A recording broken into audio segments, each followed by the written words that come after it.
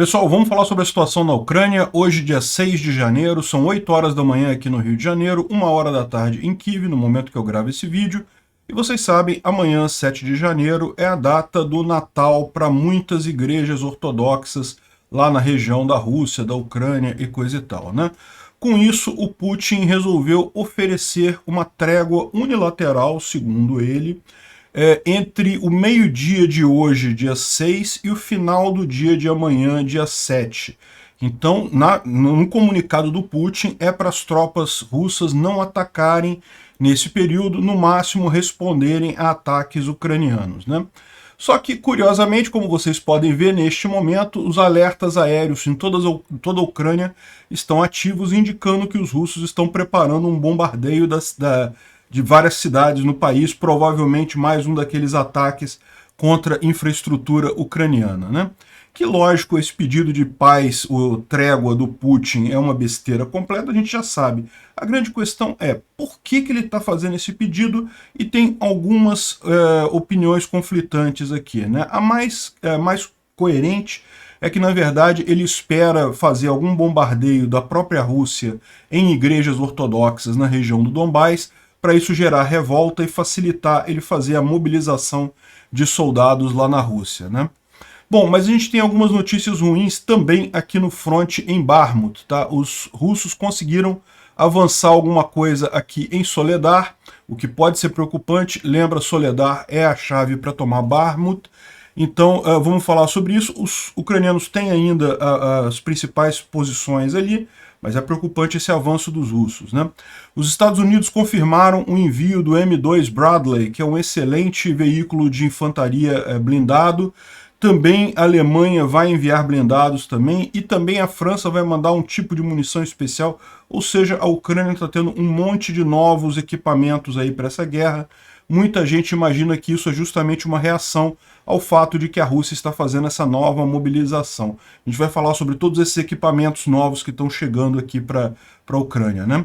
E, embora o inverno esteja moderadamente quente aqui na Europa, né, não está um inverno muito frio na Europa, na Rússia ele está particularmente frio, é um dos invernos mais frios da história. Nesse momento, Moscou e várias áreas da Rússia estão sob alerta laranja de risco de congelamento, né?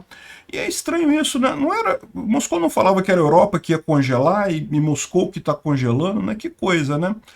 Vamos entender essas notícias e outros assuntos em detalhes. Essas notícias foram sugeridas por Roubo Celular Só para Beber Cervejinha, Almirante Libertário e várias outras pessoas. Obrigado aí ao pessoal que sugeriu a notícia. Obrigado a você que está assistindo o nosso vídeo. Se você gosta do nosso conteúdo, por favor, deixe o seu like e se inscreva aqui no canal, né?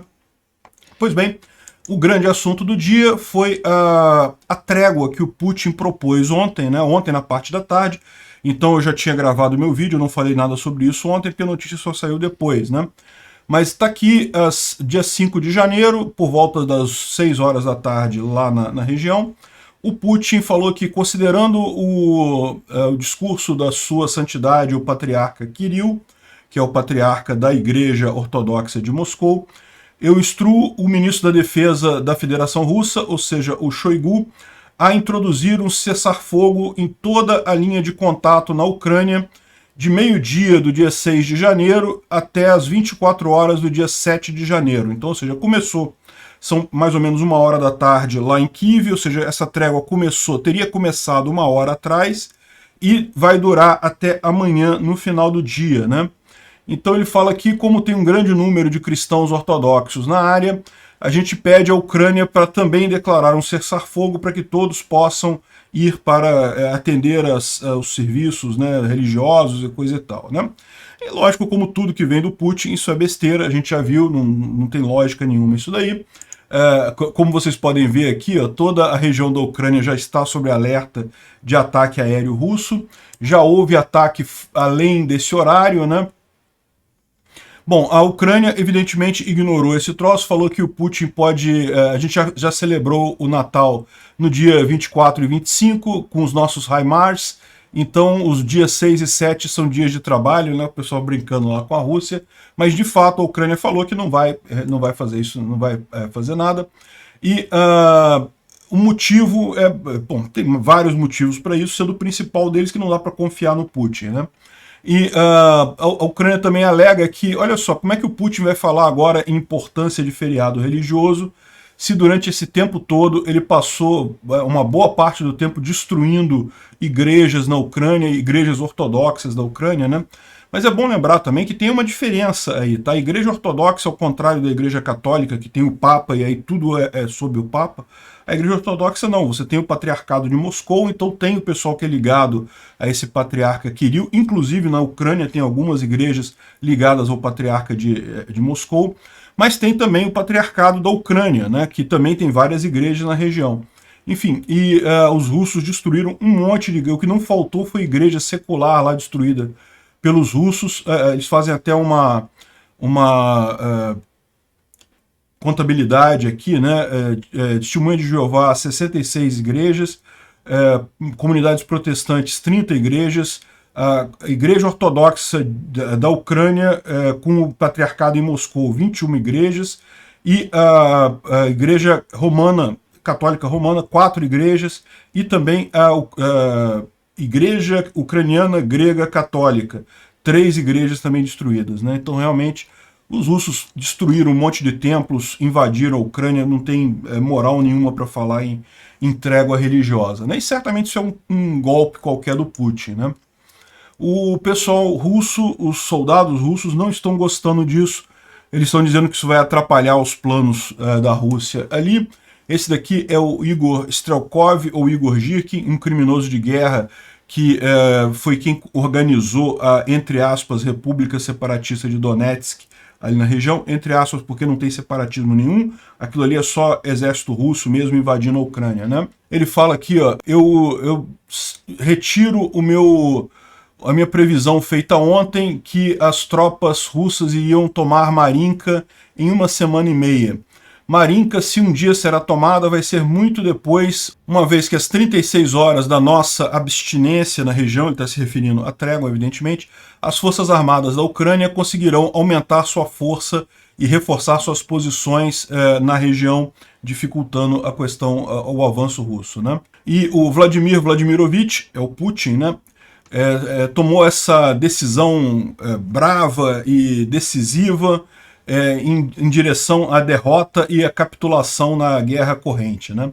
O que não aconteceu nos últimos 10,5 meses dessa, entre aspas, operação militar especial. O Tribunal de Haia aplaude e começa já a preparar as câmeras por lá, né? As salas lá para fazer o julgamento. A menos, claro, esse problema seja preventivamente resolvido por uma inserção não autorizada de uma pá em algum lugar da anatomia do Putin, como foi o caso com o Gaddafi, né? As Forças Armadas da Federação Russa estão simplesmente deliciadas, né? Eles vão ser capazes de experimentar em sua própria pele todos os charmes de cessar-fogo unilateral e coisa e tal. Enfim, está reclamando que vai prejudicar a posição russa nessa guerra, essa trégua do Putin, né? E também não foi só isso não, vários outros militares e o pessoal reclamando, né? Ninguém gostou desse tipo de ação do Putin. O Putin instruiu o Shoigu para fazer um cessar-fogo e coisa e tal, explicando aqui. Vocês estão querendo... Bom, eu não posso falar essas palavras aqui no YouTube, né? Mas vocês estão querendo sacanear a gente, Kremlin? Suas senhoras da vida, né? Uma tradução meio aqui, né? Putz, eu não vou poder traduzir isso daqui. Que tipo de trégua? Que diabo são feriados? Você vai me dar a volta, vai me dar de volta os amigos que eu perdi porque por causa das suas ordens criminosas? Você vai me dar de volta a minha saúde e minha psique, né? Enfim, o pessoal não está gostando não, está achando que é uma sacanagem esse negócio do Putin, e de fato, como a gente vai ver mais adiante, os russos ontem tiveram um avanço significativo em Soledar. Se eles pararem hoje, eles vão ter problemas. Mas aquele negócio, o Biden também falou que acha uma besteira. Eu não quero responder ao que o Putin diz. De forma interessante, ele disse que está pronto para bombardear hospitais, jardins de infância, igrejas no dia 25, ir na virada do ano, mas agora quer tirar uma folga agora, né? Enfim. Aí vem a grande questão, né? A gente sabe que essa folga é de mentirinha, que o Putin não vai fazer folga coisa nenhuma, que os russos vão continuar atirando na linha de frente, mas aí fica a questão, por que falar isso, né? Uma coisa óbvia é a Rússia querer se dizer boazinha, né? Dizer, não, olha só, a gente quer a paz, a gente quer um cessar-fogo, né? A gente propôs o cessar-fogo, foi a Ucrânia que não quis o cessar-fogo, né? Então, isso é uma possibilidade. Agora, tem outras possibilidades aqui que eles estão colocando. Por exemplo, que o Putin iria visitar Donetsk. Parece que o FSO já estaria em Donetsk preparando a segurança dele. É uma coisa que tem doído no Putin mesmo, o fato que o Zelensky tem ido na linha de frente várias vezes, e o Putin está só lá no bunker, em Moscou, no Kremlin, lá nos Urais, e nunca foi. O mais perto que ele chegou foi em Rostov, né? Que Rostov é bem longe da linha de frente, né? Enfim, parece que essa é uma possibilidade. Eu não acredito nisso, tá? Eu acho que Putin não faria isso, não faria sentido esse tipo de coisa, mas né, pode ser, quem sabe, né? Uma explicação é essa. O Putin estaria preparando essa visita e daí que ele queria um cessar-fogo para poder visitar em mais paz ali a região do Donetsk, né? Agora, outra coisa que está dizendo é que o que eles pretendem fazer, na verdade, segundo uma informação que eles têm, é que os próprios russos lá que estão lá no Donetsk, né, lá em Donetsk, em Luhansk, eles pretendem explodir algumas igrejas ortodoxas entre hoje e amanhã, justamente para culpar os ucranianos, dizer que os ucranianos que desrespeitaram. Nós russos estávamos propondo uma trégua e olha só, os malvados ucranianos continuaram bombardeando igrejas, bem no Natal e coisa e tal, só que vai ser tudo false flag, né? Enfim, e tudo isso o objetivo seria causar revolta no povo russo para justamente facilitar o trabalho de mobilização, né? A Rússia já está fazendo uma mobilização meio às escondidas, mas você sabe, né? A questão de o quanto os russos querem ser mobilizados faz diferença. Então, eles estarem revoltados com o assunto que acabou de sair na mídia, dos ucranianos destruindo igrejas ortodoxas lá na região ocupada, pode ajudar o Putin nessa mobilização que ele está fazendo lá. Então, essa seria a outra possibilidade. Vai ser isso? Se for, a gente vai ficar sabendo amanhã, porque vai ter a tal explosão das igrejas, conforme eles estão prevendo aqui, né? Agora, o fato, como a gente disse, é que não vai ser trégua de verdade, né? Isso aí é tudo discurso do Putin, como é muito comum a Rússia fazer. No momento que o Putin abre a boca, ele já começa a mentir. Então não tem muito como acreditar nisso. Como vocês podem ver, a defesa aérea está toda ativa na Ucrânia, porque certamente existe ameaça de ataque à infraestrutura ucraniana.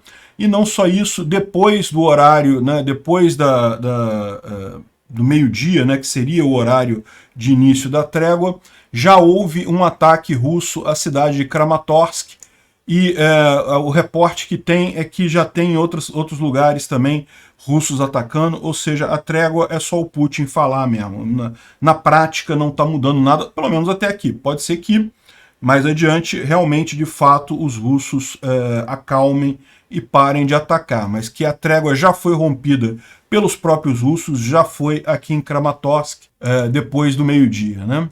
Ou seja, essa trégua é isso. Não vai ter trégua nenhuma e a questão é qual será o motivo da trégua, né? Agora, os russos, por algum motivo, ontem bombardearam uma ponte entre essa ilhazinha aqui e a cidade de Kherson. Deixa eu mostrar aqui no mapa para vocês, porque fica mais fácil de entender aqui, ó.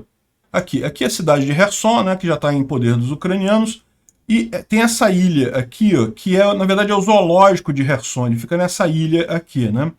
E existe essa pontezinha que liga a ilha, o zoológico, até o continente, é uma ponte de pedestres, não é uma ponte para veículos, então, só que os russos, por algum motivo, resolveram bombardear essa ponte, tá vendo? Ela tem aqui no meio dela, é um navio que foi preenchido com concreto e coisa e tal, e parece que é justamente ali que a bomba pegou, né, nesse navio de concreto que está aqui, e que muito pouco provável a bomba fazer alguma coisa nesse navio. Agora, pode ser que destrua o resto da ponte, né? O resto da ponte é de madeira, então aqui, ó, acho que tem alguma visão aqui, ó, esse aqui que é a ponte, ó. Não é madeira não, é metal, mas tá vendo? Mas é uma ponte para pedestre, não tem nem como Tá vendo aqui? Eu tenho a parte que é um navio que eles fizeram de concreto e aqui é o resto da ponte, coisa e tal. Enfim, não se sabe por que os russos estão bombardeando essa ponte. Uma expectativa, uma possibilidade é justamente porque os ucranianos, como a gente falou, né, eles já levantaram bandeira nessa ilha aqui próxima, mas eu não sei se eles vieram dessa ilhazinha aqui, né? Tem várias outras formas de atravessar. O fato de eles estarem nessa ilhazinha aqui não faz diferença nenhuma, porque a distância para percorrer aqui é quase a mesma de outros lugares. De qualquer forma, eles tiveram que vir de barco para cá, então não sei, sinceramente não sei qual a ideia dos russos para atacar essa ilha. De qualquer forma, mais um ataque russo aí na região, né? Teve uma briga aqui entre o Sladkov e o Murs, né? O Sladkov é um ex-oficial do exército russo, é um comentarista hoje em dia, e o Murs é um voluntário que está trabalhando lá na, entre aspas, República Separatista de Luhansk. Ele é russo, é como todo mundo, é o que eu falo. Essas repúblicas separatistas não tem nada de separatismo ucraniano, é todo mundo russo que está trabalhando lá, né? Mas enfim, eles arrumaram uma confusão aqui, é uma confusão que acaba dando algumas indicações interessantes para a gente, né? Então a parte importante é essa daqui, né?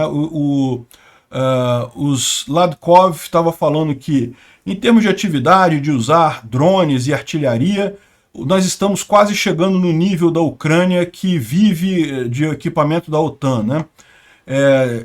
Tem muito, nós temos já a intensidade e agora teremos também a acurácia, né? Teremos a precisão. Existem algumas falhas chatas, por exemplo, não temos boas comunicações.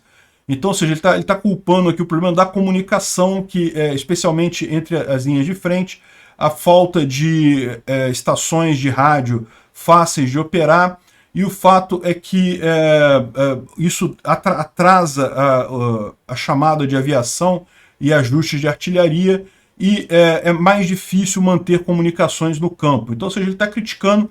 O que ele está dizendo é o seguinte: os russos já estão no mesmo patamar dos ucranianos na artilharia, na precisão da artilharia, coisa e tal, o que é falso, porque o HIMARS é muito mais preciso do que qualquer coisa que os russos tenham, mas eles estão melhorando, isso é lógico, né? Aprenderam a usar drones para corrigir artilharia e coisa e tal, e segundo eles a culpa toda é justamente da comunicação, né?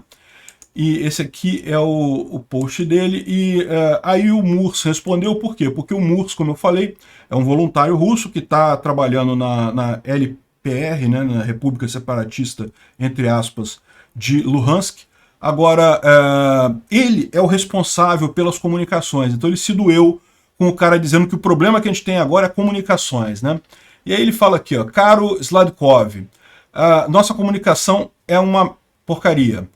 E não é porque não tem estações de rádio, mas porque vocês, por 7 anos, não se preocuparam em modernizar as comunicações russas para a rádio digital. Ou seja, o que ele está dizendo aqui, né? A grande surpresa que foi a resistência da Ucrânia nessa guerra, a gente sabe onde é que veio.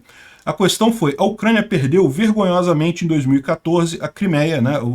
Os russos invadiram a Crimeia com muita facilidade e iniciaram essa brincadeira lá no Donbás de inventar a república separatista e coisa e tal, e conseguiram tomar uma parte do Donbás. É verdade que já naquele ano de 2014, os ucranianos já se organizaram e já estavam expulsando os russos da região. Se não fosse o cessar-fogo feito em 2014 ali, que preservou uma parte do território ucraniano tomado pelos russos, né, nas, entre aspas, repúblicas separatistas, os ucranianos provavelmente já teriam tirado totalmente os russos do território deles.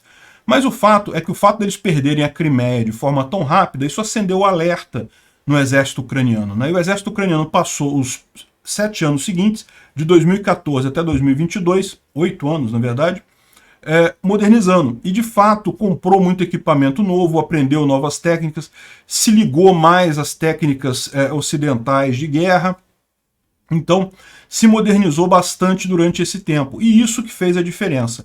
A Rússia, um dos motivos pelos quais o Putin achava que Kiev iria cair em poucas horas ou em poucos dias e coisa e tal, era justamente porque eles tinham na mente aquela ideia de que, não, na Crimeia a gente entrou e rapidamente tomou a Crimeia, não teve muita dor de cabeça, então vamos fazer a mesma coisa de novo. A questão toda é, nesses 8 anos, o exército da Ucrânia não ficou parado, ao contrário, se modernizou bastante. E o que o Mur está criticando aqui é que justamente, ao contrário, os russos ficaram ali sentando em glórias passadas de dizer que, não, somos o segundo exército do mundo e coisa e tal, e temos bombas nucleares e coisa e tal, e não fez nada, não fez uma coisa básica que os ucranianos já fizeram há muito tempo, que é migrar a comunicação para a comunicação digital, ao invés de rádio analógico, né? Rádio analógico tem um monte de dificuldade, um monte de riscos adicionais, e o rádio digital é muito melhor, é a tecnologia mais moderna, né? E quando ele continua o Murs aqui, né? E quando o KCPN, que é uma organização voluntária russa que fica ajudando os soldados russos, né? Trouxe um conjunto de rádio digital de comunicação de tamanho de um batalhão, com base repetidora e estações de base. Em 2 dias depois, nós já tínhamos tudo programado e funcionando na frente de batalha. Ou seja, o problema não é a incapacidade russa de usar rádio digital, é simplesmente não ter. O exército russo não se preparou para isso, não avançou nessa área, né? Quem é responsável? Quem tem a culpa disso? Quem é responsável pelas pessoas que morreram? Porque o Sladkov fala que muita gente morreu por falha de comunicação, muito sangue foi derramado por falha de comunicação. Então quem é responsável por esse sangue, né? Quem, em todo esse tempo, enquanto as Forças Armadas da Ucrânia estavam preparando para a guerra de verdade, treinando o pessoal, mudando para comunicações digitais, e quem estava dizendo para o pessoal da LPR e DPR que eles não teriam que lutar, que eles eram apenas um mobiliário, e que, se necessário, o exército russo viria e resolveria todo o problema. E quem estava completando apenas viagens de negócio para o Donbass, ou seja, ele está criticando o pessoal todo aqui, dizendo que, na verdade, a grande culpa do problema todo que o exército russo está tendo é do próprio alto comando do exército russo, né? Bom, saiu essa notícia aqui no Observador, lá de Portugal. Grupo Wagner demora semanas para capturar uma única casa em Bakhmut, né?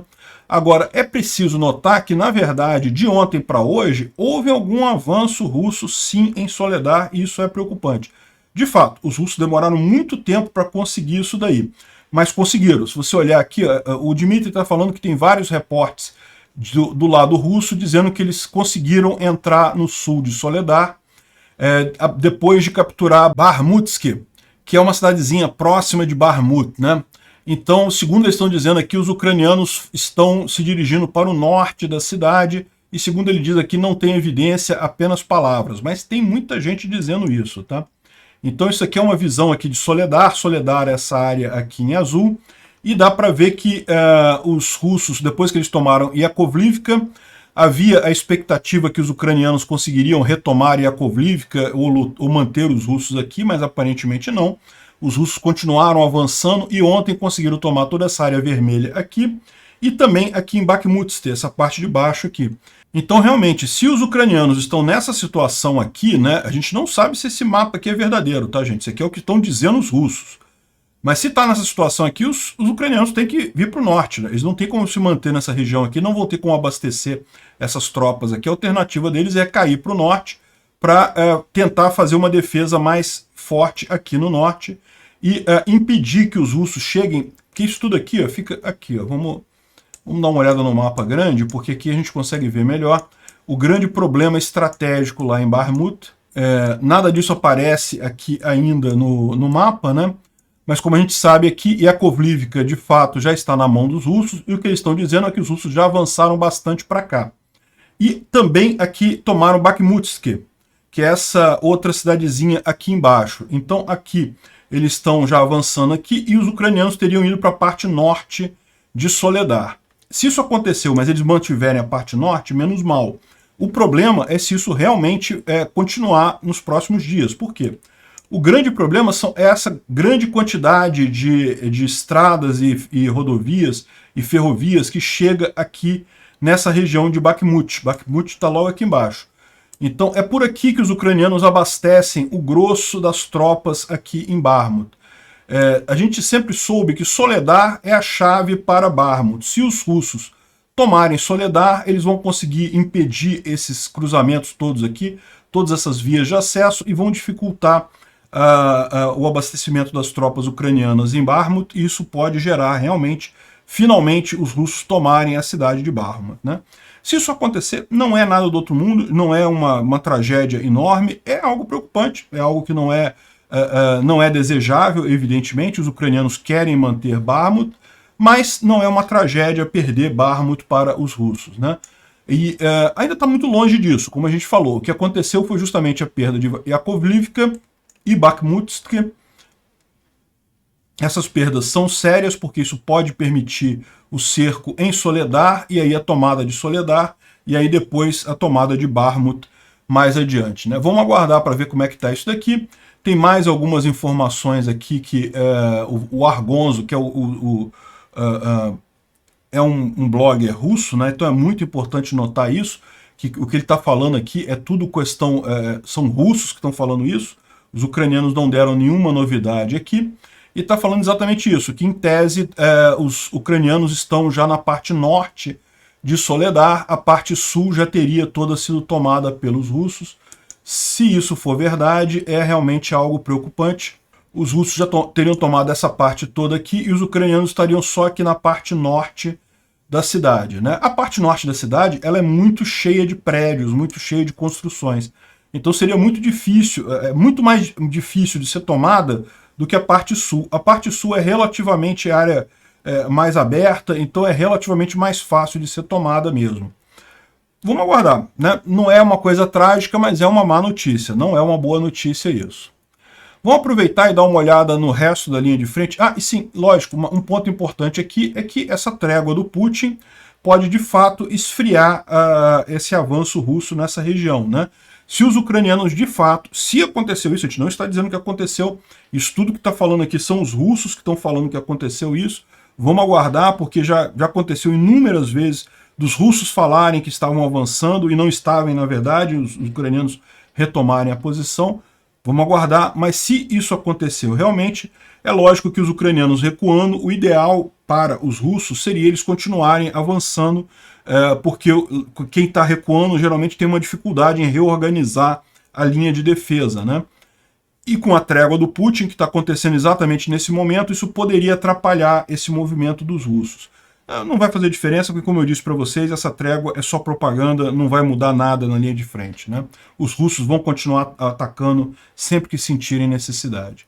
Mas, bom, vamos aproveitar e vamos dar uma olhada na linha de frente. Como um todo, a previsão do tempo continua firme de que haverá, ainda está quente relativamente a temperatura, mas a partir de amanhã, dia 7, já deve cair bastante aqui, a temperatura máxima na região de Kremina já vai para menos 10 graus. Então, hoje ela está 5 graus a temperatura máxima, lá vai cair para menos 10 graus, e a partir daí, pelo menos por um mês, não deve voltar ao 0 grau. Então, a partir daí, a gente deve ter solo congelado. Imagina-se que vai levar 2, 3 dias para o solo congelar, e no dia 9 já devemos ter solo congelado ali na região. Vamos ver o que vai mudar nessa posição, né? Aqui em Svatov, os ucranianos fizeram um avanço aqui em Kuzemivka, tentaram tomar Kuzemivka, e os russos tentaram de novo Stelmarivka, né? Todo dia eles tentam isso daqui, né? Essa informação que os ucranianos estão avançando em Kuzemivka não foi dada pelo exército ucraniano, foi dado pelo Raibar, que é um blogger russo, né? Então, isso é natural. O exército ucraniano não fala onde ele está atacando, mas de vez em quando a gente tem essa informação justamente dos bloggers russos, né? Agora, o exército ucraniano fala onde ele está sendo atacado, no caso, em Stelmarivka, mas ele repeliu o ataque, ele não teve problema nessa região aqui, né? Realmente, como a gente fala, essas 4 cidades aqui são cruciais, os russos estão tentando segurar elas, os ucranianos estão avançando cada vez mais. Se eles tomarem Kuzemivka, já estão aqui com Krivoshlivka já tomada, Pidkuichansk também já foi tomada, e Kolominivka também aqui os ucranianos estão tentando avançar, né? Ou seja, conseguindo eliminar essas 4 cidades daqui. É um pulo aqui para Svatove, né? Vamos ver como é que vai caminhar isso daqui. Em Kremná não tem nenhuma grande novidade, parece que houve um ataque aqui em direção a Plochanka, mas também foi repelido pelos ucranianos. E ele coloca aqui uma informação sobre onde é que estão as batalhas, né? O AFU, o exército ucraniano, repeliu um ataque em Plochanka e os generais ucranianos dizem que foram bombardeados na região de Kuzmine. É a primeira vez que eles falam isso. Isso indica realmente, finalmente o DFMO concordou que os ucranianos já tomaram Dibrova e a briga está aqui em Kuzmine, que é um pequeno vilarejo aqui, né? Ou seja, realmente de ontem para hoje ele reconheceu que os ucranianos tomaram Dibrova. A gente vem falando isso há alguns dias já. Dibrova já está na mão dos ucranianos, mas o DFMO ele é muito conservador, ele evita dizer que a cidade já foi tomada pelos ucranianos. Agora, o que a gente está vendo é isso daqui, né? Se os ucranianos já estão aqui em Kuzmine, realmente eles já estão a poucos quilômetros aqui. Aqui já é criminal. A batalha de Kremná, como a gente já falou, já começou há algum tempo. O DFMO fala sobre o avanço aqui no norte de Bakhmut, mas não fala especificamente sobre a tomada de Bakhmutsk e nem sobre o avanço pelo norte aqui a partir de Yakovlivka. Isso é normal, porque como a gente está falando, isso aconteceu de ontem para hoje. E o DFMO ele lança essa thread dele no meio do dia de ontem. Então ele não teve tempo de ver essa novidade, essa mudança que a gente falou nessa região aqui, uma mudança ruim, aqui em que os ucranianos teriam abandonado a parte sul de Soledar e vindo aqui para a parte norte, né? Uma outra coisa importante que dá para ver nesse mapa aqui é que a parte sul de Soledar ela fica numa região baixa. Então ela tem uma desvantagem de fato. Já a parte norte já fica no alto. Então provavelmente os ucranianos se viram naquelas... Se aquele reporte dos russos é verdadeiro e os ucranianos se viram numa situação complicada aqui, é natural realmente que eles se voltem aqui para o norte. Se eles conseguirem manter o norte, não tem problema, Bakhmut está segura. Agora, uma coisa que ele fala aqui é que, segundo os canais de Telegram russos, o exército russo colocou um monte de macacos do VDV, ou seja, soldados do VDV, né? O VDV é uma tropa de elite paraquedista russa, nessa área de Soledar. Então, ele diz aqui, eu imagino que isso quer dizer que os russos são sérios, estão ficando sérios sobre criar uma tentativa de circular Soledar, né, de cercar Soledar. Ou seja, pode ser que seja justamente isso o que fez a diferença no final do dia de ontem, né? No sul de Bakhmut não teve nenhuma mudança em relação ao que a gente viu ontem, né? E também aqui em Donetsk, nenhum caso, né? A gente falou sobre Marinka. Marinka é essa cidade aqui, que está numa grande disputa aqui, né? E foi o que o Strelkov reclamou, porque nesse momento parece que o exército russo também tem uma vantagem estratégica aqui em Marinka, e eles estavam esperando tomar toda a cidade em coisa de 1 semana ou 2 semanas, mas agora com essa trégua os ucranianos vão poder reforçar aqui. Esquece, isso não vai ter trégua. Trégua é só os russos que estão dizendo, só o Putin que está dizendo. Bom, ele fala um pouco aqui sobre as intenções do VDV em Soledar, e dá para ver que é exatamente o que eles fizeram, né? Aqui cercar Soledar e depois usar isso para cercar Bakhmut, né? Isso certamente é o objetivo deles. Se eles vão conseguir ou não, é outra história. Ele fala aqui também sobre os blindados novos que vão vir para a Ucrânia. Não vou falar aqui porque a gente vai falar em detalhes mais adiante. E acho que é isso daí, né? Assim, uma coisa importante que ele falou, pode ser só um detalhe, mas é importante a gente saber. A Ucrânia parece que passou a usar identificador de amigo ou inimigo verde, né? O que é esse IFF?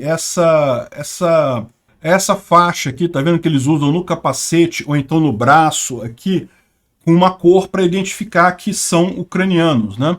E os ucranianos vinham usando até aqui o azul e o amarelo, que são as cores da bandeira ucraniana.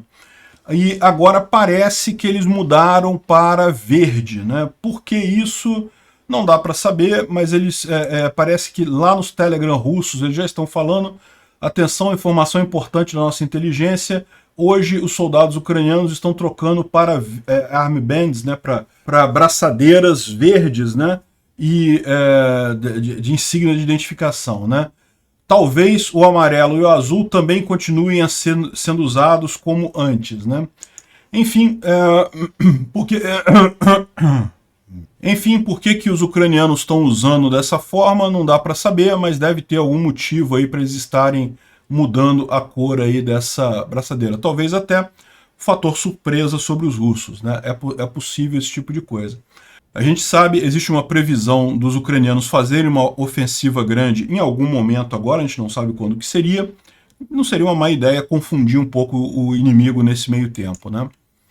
Bom, o Instituto para Estudo da Guerra fala sobre a trégua, né, do Putin e coisa e tal, mas a informação dele aqui é que justamente tem algum objetivo de danificar a reputação da Ucrânia. Ou seja, ele está falando que provavelmente é algum ataque de false flag que vai ser feito para tentar criar ânimo na Rússia para a convocação dos mobilizados, né? E ao contrário do que diz o Strelkov lá no blogger dele, né, o pessoal do Instituto para Estudo da Guerra diz que essa pausa ajudaria muito as tropas russas, se a Ucrânia parasse, né? Porque a Rússia poderia pausar, recompor tropas e coisa e tal, e a Ucrânia está mais na iniciativa, então a Ucrânia acabaria perdendo nesse sentido, né? Então, na visão dele, a Ucrânia não deve parar mesmo, porque isso só beneficiaria os russos, esse tipo de coisa, né? E também vai aproveitar para tentar colocar de novo, o Putin ter feito muito isso, né? Querendo colocar a Rússia como a grande protetora da fé cristã e coisa e tal, e a Ucrânia estaria querendo sair da proteção da fé cristã e entrando na depravação do Ocidente, aquelas coisas que não tem lógica nenhuma, mas serve como propaganda para os russos, né? Uma outra coisa que aconteceu ontem, eu não cheguei a falar, é justamente que alguns guerrilheiros do grupo Wagner, que teoricamente cumpriram o prazo de batalha lá, lembra aqueles prisioneiros que foram tirados da cadeia e o grupo Wagner prometeu perdão para eles, né? E eles batalharam, cumpriram o contrato deles, e em tese um pequeno grupo foi liberto ontem, recebeu o perdão presidencial e está livre agora para voltar para a Rússia, né? Era um grupo muito pequeno, deve ter sido só os que sobraram vivos, né? Mas ainda assim tem gente questionando se realmente é isso, se não é uma jogada meio que de marketing do grupo Wagner, porque não dá para saber se realmente o sistema judicial russo é tão falho que vai permitir uma coisa dessa, né? Mas bom, a gente tem também boas notícias. Ontem a gente já falou sobre o AMX-10, que é um veículo blindado francês. O pessoal não sabe muito bem se é um tanque, o que é aquilo ali, mas é um veículo muito interessante. Tem várias vantagens, várias capacidades que podem ajudar muito a Ucrânia no campo de batalha, e principalmente, como eu falei ontem, isso poderia abrir a porta para outros veículos blindados de outros países do Ocidente. Deixa eu reconhecer aqui também que foi Portugal que foi o primeiro país europeu do Ocidente a mandar tanques blindados para a Ucrânia, né? E também os países ali da antiga cortina de ferro, né? Polônia e outros países ali no entorno. Mas agora, com a França mandando, isso animou, e os Estados Unidos já prometeram 50 M2 Bradley, que são veículos de infantaria leves, né? Então isso aqui é um veículo que não é um tanque, ele não tem a blindagem tão forte como um tanque. Em tese, qual que é a ideia aqui? A ideia, num eventual avanço de uma frente de batalha, o tanque vai na frente, porque ele tem a capacidade de justamente resistir ao fogo mais sério. Aí você precisa ocupar essa área depois, né? Então o veículo leve de infantaria, ele vai justamente atrás dos tanques, levando a infantaria, levando soldados. Ele tem alguma capacidade de resistência, mas imagina-se que o grosso do fogo inimigo já foi retirado pelos tanques lá na frente, né? E o Bradley é uma arma que foi foi desenhada para uma guerra contra a Rússia, né? Então, a expectativa é que geralmente consiga uma grande vantagem para os ucranianos aqui, né? E não foi só isso, não. Os alemães também vão mandar o Marder, que é também um veículo de infantaria, né, armado, e muito interessante isso, cumpre a mesma função do Bradley. Tanto o Marder quanto o Bradley já são desenhos considerados antigos no Ocidente, mas são muito melhores do que qualquer coisa que a Ucrânia ou a Rússia tenha lá na região. Então vai ser algo realmente bacana, né? O Thomas Tiner, ele faz uma avaliação aqui desses 3 veículos, o quanto que isso vai ajudar a Ucrânia, né? E então é o Marder, o Bradley e o AMX-10 RCR, que é o francês. Então ele está falando aqui que a Alemanha provavelmente vai dar o Marder 1A3, que foi feito na década de 1990 e com algumas atualizações, né? Porque eles têm poucos Marder mais recentes, né? E uma coisa que eu não gosto no Marder é que o comandante do veículo tem que ficar fora do turret para atirar, né? Então é uma coisa que ele não gosta muito do Marder, mas ainda assim é bastante útil, tem ótica muito boa, visão noturna e coisa e tal. A parte de comunicação também é muito importante, também funciona bem. Certamente vai conseguir matar um bocado de infantaria russa, né? E os ucranianos vão gostar muito do M2A2 ODS Bradley, que é o americano que está indo também, que não são as variações mais modernas, mas mesmo essa variação já está um patamar acima do Marder alemão, né? E que, por sua vez, já está um patamar acima de qualquer coisa que os ucranianos e russos tenham lá na região, né? Então ele tem a parte ótica muito melhor, as armas de maior calibre, e tem um conjunto de mísseis anti-tanque guiados que é muito bom, ou seja, ele pode disparar contra tanques para destruir os tanques, né? Os Bradleys vão certamente destruir os blindados russos, todos que eles encontrarem. E a França vai entregar o MX-10 RCR, é o modelo do MX-10 que eles vão entregar, que são excelentes para suporte, emboscada e reconhecimento, e são muito bons para destruir aqueles pequenos bunkers de concreto que os russos estão colocando num monte de lugar, né?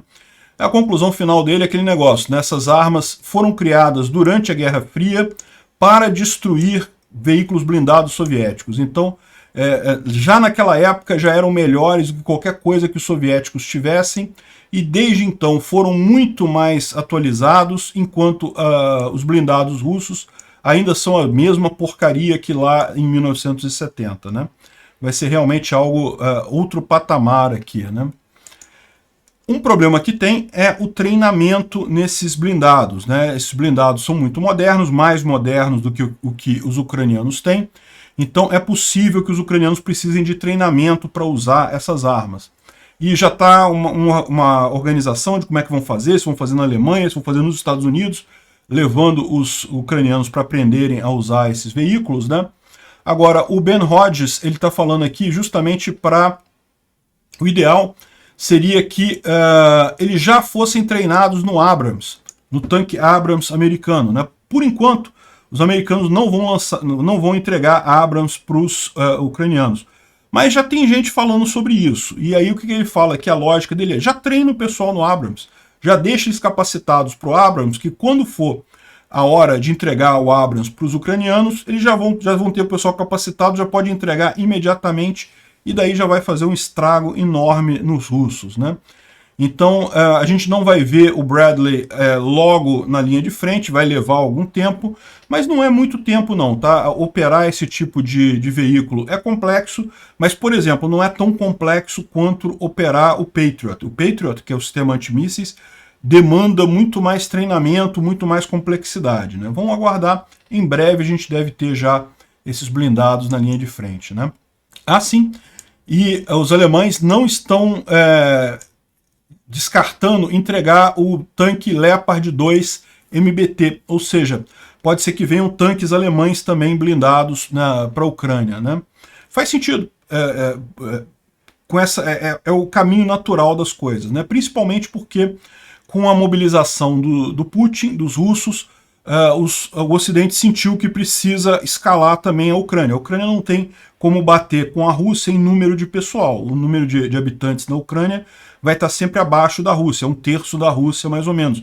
Mesmo que a Ucrânia consiga mobilizar muito mais gente que os russos vão ter mais pessoal sempre. Agora, com esse tipo de equipamento, isso acaba sendo jogando a favor dos ucranianos, né? Uma outra munição que os ucranianos receberam recentemente da França, já foi identificado na linha de frente, é esse bônus, cartucho 155mm bônus. Isso já está na Ucrânia, já foi visto na linha de frente. E o que é esse negócio? Repara que é uma coisa complicada, né? É um cartucho, você dispara uma munição de obus, ela vai no alto, aí ela solta duas munições ou duas duas cápsulas independentes, que abrem um negócio para elas caírem relativamente devagar no local. Enquanto isso, elas têm uma inteligência aqui para ver aonde que estão os tanques na região. Então elas têm uma inteligência já pré-programada para identificar um tanque, e daí elas atiram. Ela tem uma outra arma aqui dentro que atira em direção àquele tanque, especificamente uma munição perfurante. Então, ou seja, você consegue jogar esse cartucho para uma área que tem muitos tanques ali na região, e o cartucho vai buscar o tanque e vai atirar especificamente nos tanques que tiverem ali embaixo, né? Tem a explicação desse Bofors Nexter Bonus, que é esse tipo de cartucho. Então, você joga para o alto, aí as submunições A e B, elas saem, elas abrem uma aleta para caírem mais devagar, e daí elas identificam tanques na área, e daí ela dispara uma outra munição. Caramba, que coisa complexa, né? Mas realmente faz sentido isso. Você está diminuindo a capacidade total de carga, de explosão, mas você está direcionando isso para exatamente onde estão os tanques, né? Realmente impressionante isso. Bom, e olha que coisa, né? A gente falou outro dia aqui, a gente mostrou aquela massa de ar polar que está vindo lá na região da Rússia e da Ucrânia, e que não vai afetar tanto a Ucrânia. A Ucrânia vai ter queda de temperatura também, mas não vai afetar tanto. Agora, na Rússia, vai vir o grosso do frio, né? E como a gente viu aqui no início aqui da visão de clima, isso aqui é na Ucrânia, está caindo de 5 graus para menos 10. Na Rússia vai ser muito pior. O governo russo já declarou alerta laranja, é o penúltimo degrau. Além desse, só tem o alerta vermelho, que é o calamidade total por conta de frio. Isso é preocupante. Temperaturas muito baixas matam muito mais do que o pessoal imagina. E que coisa, né? Lembra que tinha alguém dizendo que era a Europa que ia congelar, né? Olha só que coisa, parece que tem algum recado divino aí, algum recado transcendental aí, que na verdade quem vai congelar nesse inverno é a Rússia. Obrigado por assistir o vídeo até o final. Além de curtir, compartilhar e se inscrever no canal, considere se tornar patrocinador com valores a partir de R$ 1,99. Clique no botão Seja Membro abaixo para saber as condições e vantagens de patrocinar o canal. Mais informações sobre o nosso projeto, visite nossos sites indicados na tela.